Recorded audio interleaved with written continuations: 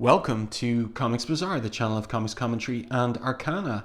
This video features X-Men number 56, cover dated September 1996, and this is part of Onslaught Phase 2, just in the run-up to Onslaught Marvel Universe and the transition of major Marvel characters like the Fantastic Four and the Avengers to the Heroes Reborn universe. On this cover by Andy Kubert and inked, a little bit surprisingly, by Thibert, we have Rogue and Magneto unleashed. It's a pretty cool image of Rogue ripping the face off a Sentinel, and I like the acute angles that Andy Kubert is using here, as well as Thibert's technique there for inking in the stars in the background as well. A little bit of white paint splatter there. So let's open this one up to the first page. Get it open here. We do have a splash page, and in the narrative captions we have, as it will turn out, Joseph speaking to Captain America, and he says here, "And as I watched, the marching soldier, tool of a tyrant bent on world domination, brought his crushing boot down without the slightest hesitancy, ignoring the cries for mercy of the innocents in his paths. Been there, go on," says Captain America. So this is a huge Sentinel foot about to stomp down on this mother and child. So really ringing out the pathos from this particular scene here. A few little, well, just one little Easter egg here. Somebody's selling their whole comics collection on that lamppost, that bent lamppost. It is mid-1996. The speculator bubble has burst and the comics industry is in trouble. That's one of the reasons that Thibert has left Image and is back at Marvel Comics, working at Marvel Comics. So turn the page. Fantastic double page spread here. Great angle upshot on Joseph here hovering in front of this particular Sentinel. That is an excellent drawing of the Sentinel's face. Really well done. Massive title for the story, Twilight of the Gods, the beginning of the end. And the creative team here, Scott Lobdell plot, Mark Waid dialogue, Andy Kubert pencils, Thibert on inks, Richard Starkings and Comicraft on the digital letters, and Joe Rosas on the digital colors. Yeah, I'm really impressed with this big image here and the particular angle that Kubert's chosen. I want to say a little bit more about Thibert returning to this particular title. He, of course, was the penciler after the departure of Jim Lee years earlier, when Jim left with issue number 11 of this particular title. Thibert did the next two issues, 12 and 13, and then Andy Kubert came on. Because Thibert, it was his penciling gig. He would have been the regular penciler on the title, but he chose to go to Image instead. And now in 1996, he's come back to Marvel, and it's an irony that he's come back to ink over the penciler who took on the gig after the departure of Lee and Thibert, that is Andy Kubert. And another thing I want to note is that Andy Kubert has had quite a few inkers on this book as well over the years. First of all, Mark Pennington, then Matt Ryan. After that, we had, I don't know if I'm going to get this in order, but John Dell, Cam Smith, Dan Panosian also returning from Image, and now Thibert. So, and every single one of those inkers bringing out a different aspect of Kubert's style. And the particular combination here brings out more precision to Kubert's pencils, in my view. So here we see the outcome of that boot that was about to stomp on the mother and child. Of course, they're rescued by Rogue and Magneto working in tandem. So the Sentinel says to Magneto, "Mutant designate Magneto, classification Omega level threat. Extreme sanction approved." And I really like this retort by Joseph here. "Not by me," he simply says. That's good stuff. So let's turn the page and keep moving on with this issue. This issue, the story, very plot driven. There are a few character moments, but it's a pretty pacey issue in terms of the narrative drive. And we get a fair few action scenes as well, including this opening one. We've got the Sentinel there punching Magneto down to the ground. Because Joseph reminds him, or says to Captain America, "I had been warned after all. I should have remembered that the Sentinels were programmed to nullify mutant powers almost instantly. So he's grabbed by that huge Sentinel hand and he's crushed back down on the ground as well. Looks like he's going to be killed here. Prepare for termination, says the Sentinel. By the way, I love the choice here, Andy Kubert's choice, where he's pulled the camera way, way back. And we're looking at the wreckage of Midtown Manhattan and the Sentinel here about to terminate Magneto. It's good stuff. So the lasers are getting ready to fire, but the Sentinel is caught from behind by Rogue. Leave him alone, she exclaims. Despite my past transgressions, says Magneto to Captain America, however, there is still one who believes in my future. What we share is enigmatic, exciting yet new and tentative.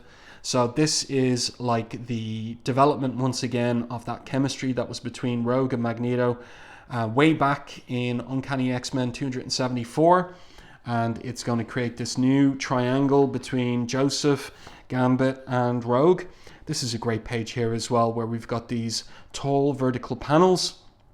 The Sentinel turning around with its one good arm and knocking Rogue into the rubble.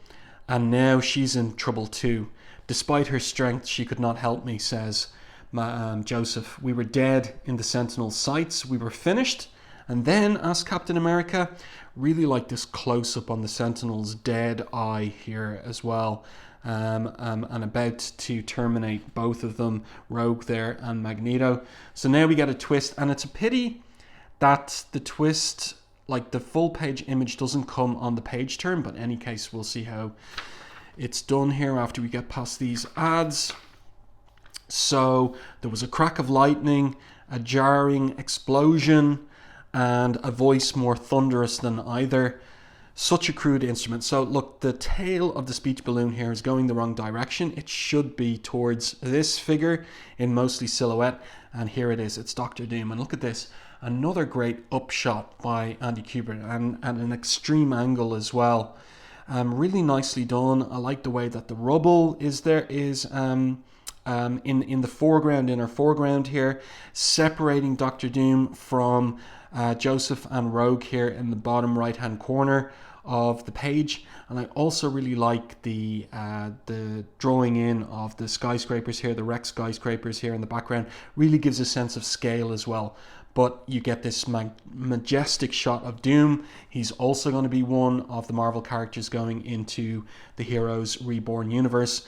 So looking very grand here. And what does he say? Still, who but I could construct a gauntlet capable of destroying a Sentinel with such uncanny precision? He asks rhetorically. There is more genius in the palm of my glove than in the entire scheme of Onslaught, and that shall mark his downfall. So Victor Von Doom, humble as ever. And he tells Joseph to rise. Do not cower, you shame yourself. How dare two such as we succumb to the terror that has so paralyzed others? Fear is for lesser men. So when was the last time that these two worked together? It would have been Acts of Vengeance back in 1990. So interesting to see them together again, except of course Magneto is a changed man. Joseph is amnesiac regarding his past as Magneto, and he's been somewhat de-aged as well. And Doom recognizes that. But of course, I understand you're no longer yourself. A pity. So much could we have conquered together, so little could have stood before us, alas. In that moment, says Joseph to Captain America, our eyes met, and in them I saw a reflection that froze my blood. I did not recognize this man, but Rogue called him. Doom, fills in Captain America. Another great upshot here is these two are standing at the ledge of some tall building, looking down on the wreckage of a burning Manhattan. But Four Freedoms Plaza, that's where they are. They're up on the roof of Four Freedoms Plaza, stands inviolate in the middle of Midtown Manhattan. So, Captain America has something interesting here to say about Doom. Frankly, the entrance line alone told me that much, that it was Doom. I'm not surprised he sought you out. I'm only sorry I wasn't there to savor his disappointment when he saw for himself how you had changed. And Joseph says, but if he is our enemy, why does he now offer his aid? Look around you, Joseph says, Captain America. A crisis of this magnitude makes for some rather unexpected alliances. He wants to help, all right. He wants to help himself by making sure Earth's still around to claim someday. I know him. As Captain America, I've locked horns with Doom more often than you can imagine. He has at times been mankind's greatest foe. So that's a really nice shot there, close up on, slight upshot on Captain America's face, nicely lit too in Joe Rosas' colours, as apparently as have I, says Joseph. This is another great panel here. All the Sentinels still flying in and around a burning Manhattan. I think what we're looking at here, are these the Twin Towers down here? I think so. Looks like them. Yeah. Interesting. And back on Four Freedoms Plaza, Joseph here says, look at that tight 3/4 profile angle. My opinion is around this time, Andy Kubert had been looking at his brother's work on Wolverine, but also he's looking now at Ron Garney's work on the Mark Waid written Captain America, which got a lot of critical acclaim and attention in this time period before the character was handed off to Rob Liefeld.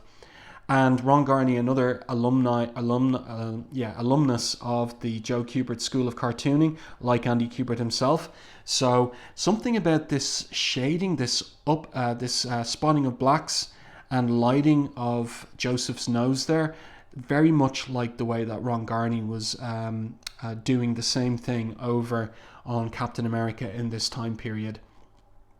So, Joseph saying, I've much to atone for, and Captain America, very good at morale-boosting speeches, says, in the first place, though I've never seen it this grim, the world ends only over my dead body. That's typical Captain America, and very much getting to the heart of the essence of the character. In the second place, he continues and says, you're doing a good job of ensuring that there are no dead bodies, and I respect that. You aren't the Magneto I once knew, Joseph, but if you still feel the need to confess your sins, I'm not the one you have to make peace with. So who's this in silhouette? Who's this bald pate in silhouette here behind the captain? Well, let's turn the page. Well, first of all, we have a scene that switches to Central Park and Onslaught Citadel in the park. And who has he captured now except for Nate Gray, aka X-Man? I applaud you, stripling, he says to him. You've resisted my every torment, my every torture, my every attempt to add your power to my own. Who imagined that Nate Gray had that much courage? So again, Kubert playing around with the angles here, the perspective, very effective. I like the way that Joe Kubert has rendered the psionic storm raging around Onslaught Citadel in Central Park there. That's nicely done. Got some Kirby crackle here for old time's sake, and the flashing eye of X-Man as he says, if you're trying to bore me into submission, that's your only real shot. You've already done your worst. I've beaten everyone you've thrown at me so far. You should hire better help. So these are all the characters that Onslaught has used against X-Man here, including Holocaust there in the background, Post, Random there as well.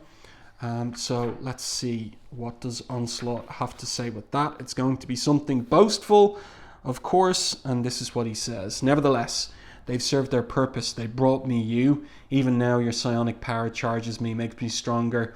Once I tap directly into your mind and learn your secrets, there'll be nothing I cannot achieve. That's a great image here, breaking the panel borders of the top two panels here as well. Huge hulking figure of Onslaught as he is metamorphosizing, but his metamorphosis has been stalled by Franklin Richards' resistance. In any case, he continues and he says here, after today, the Homo superior race will achieve their rightful sovereignty over this mudball, and you and young Franklin will forevermore be remembered as the avatars of humanity's destruction. Okay, so he's got his villain's plan there, and then the scene switches back to Four Freedoms Plaza as the city burns around it. Really, really great upshot there of Joseph standing again at the ledge of the skyscraper. And who is it that is on the rooftop with him except for Professor X? And there again is another kind of acute profile of Joseph that reminds me, the lighting there, especially on the nose, reminds me of what Ron Garney was doing over on Captain America in this exact same time period. So the professor says to Joseph, I know what you're thinking. And I like this little response of Joseph's. He says, I'm surprised. I thought Onslaught removed your mental powers. And the professor says, I don't need them to read you. This isn't your doing. And this is a great shot here as well. Expressionist shot where we have them on the rooftop. We're looking down at them, but the shadows they're casting, rather, Magneto there in costume with the helmet on as well. So that's nicely done. A symbolic shadow cast there. Professor Xavier, says Joseph, this vendetta against humankind, it began with me. I know this now. Despite how I may have since changed, how can I not be held responsible for Onslaught's rampage? So what's the professor going to say to that? He says, whose sins are greater, Joseph? Yours for cultivating his evil, or mine for setting it free? So the professor not washing his hands entirely of responsibility for Onslaught. Really like the layout on this page. The top horizontal panel mirrored by the bottom one. That tight 3/4 profile close up on the professor's eyes there. And then in between these tall vertical panels. It's a really well laid out page by Andy Kubert in the art. Turn over the page and we'll continue with the scene. Interesting choice. We've got a close up there on the professor's hand and then an upshot of Joseph. Joseph says, you meant no harm. Tell them that, says the professor. His hand is pointing down towards the street, the wreckage, the ruin, the dead on the ground. I shut down your mind, Joseph, says the professor. The sin that led us here was pride. As someone who was once your friend, I genuinely believed that I had the right and the power to control your thoughts. Instead, they controlled me. And Joseph asks, then answer me, Professor. The moment you scanned my brain, you knew me better than any man alive once and for all. Was I truly the monster some say I was? So this is a nice close-up on the professor's face. Interesting lighting too. Spotting of blacks there. The shadow on the nose, again, that comes from Ron Garney. And then the little bit of the flames there in the professor's eyes in Joe Rosas' colours. Really well done. Another great layout on this particular page. Another great shot of Joseph there by Kubert. So we've got this slight reverse angle on him.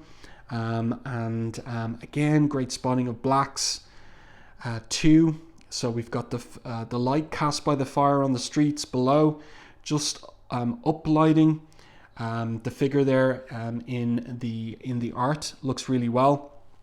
Big speech by Professor X about Magneto's dream.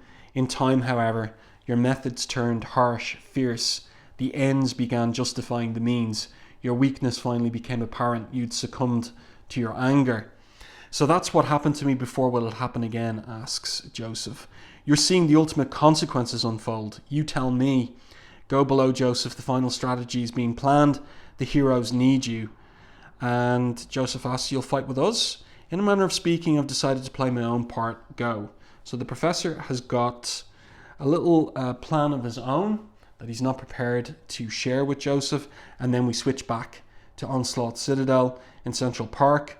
And he is psionically trying to pry memories from Nate Gray's mind, recollections of a world not ours but his, an alternate Earth that was once ruled by mutants. Before their warring nature reduced it to dust and embers. So we've got flashback there to the Age of Apocalypse. And Onslaught is taken aback by what he's found in Nate Gray's memories. You had the worlds in your hands, he rages, and you threw it all away. Your people were Homo superior. They were supposed to have deserved their kingdom, not to have destroyed it. Come with me, Nathan. You've given me something new to consider. We have much to accomplish together.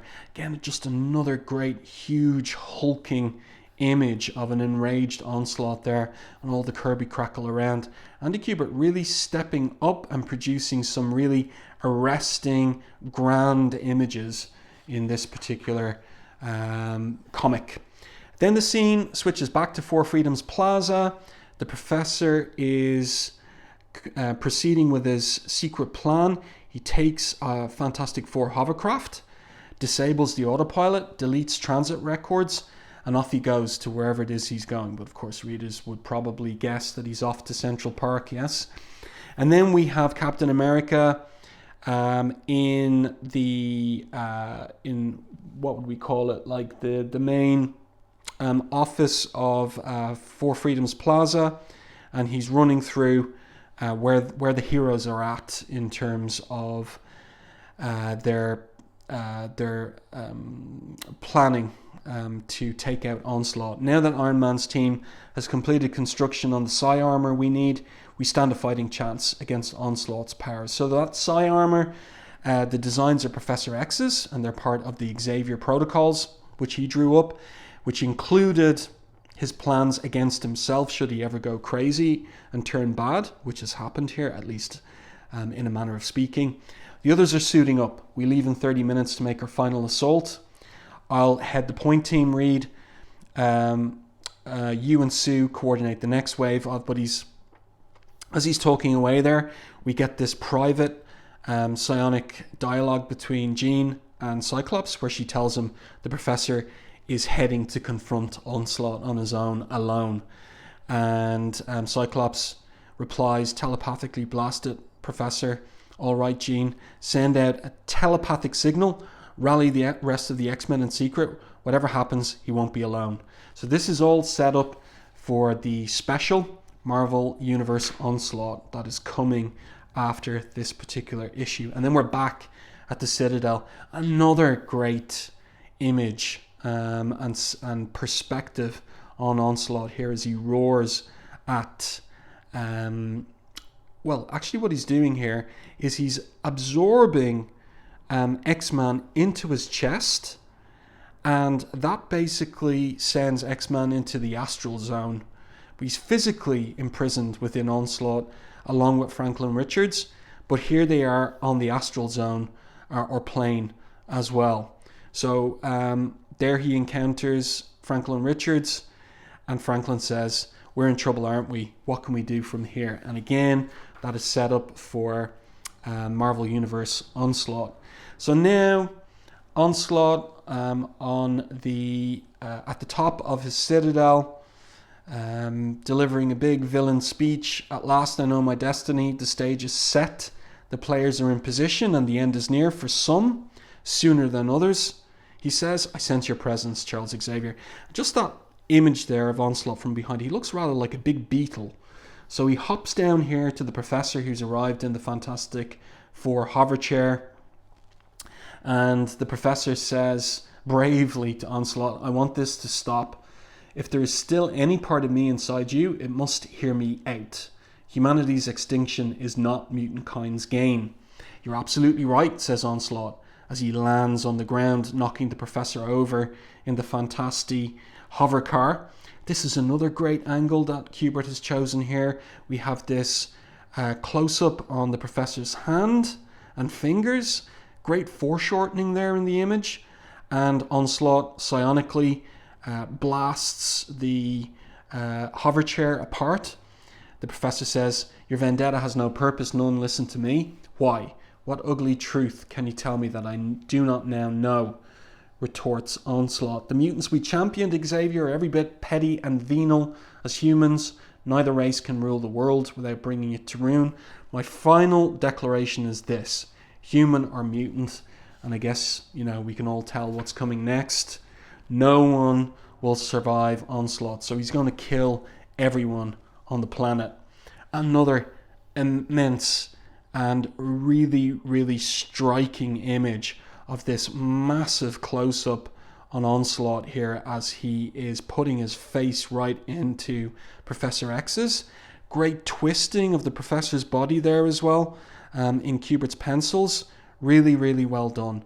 So many great images in this issue by Kubert. This is a really, really well drawn, well laid out comic, and all of the individual collaborators on the visuals, from Kubert to Thibert to Joe Rosas, creating a really visually arresting and exciting looking comic, to be concluded next week in the pages of Marvel Onslaught universe, just as I was mentioning towards the end of the video there.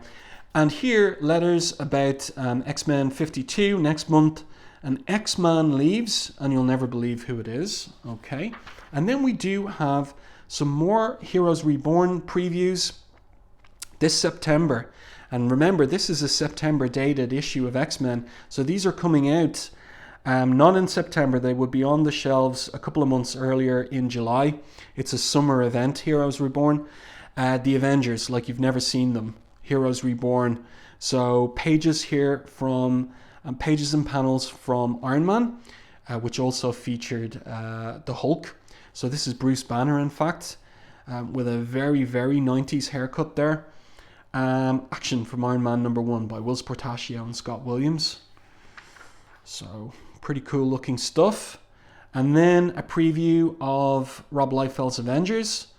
So we've got Thor, Swordsman, the Vision, and Captain America. And another kind of poster type image there. My question is where is Iron Man's right arm there? And then just an ad for an Apocalypse miniseries. So there you go. I do hope that you enjoyed this review and commentary on X-Men number 56. After this, it's Marvel Universe Onslaught. Let me know your thoughts on this in the comment section to the video. If you enjoyed my review, please like the video in YouTube and consider sharing it. It really does help the channel. And if you haven't done so already, subscribe to the channel and stay tuned for more content like this.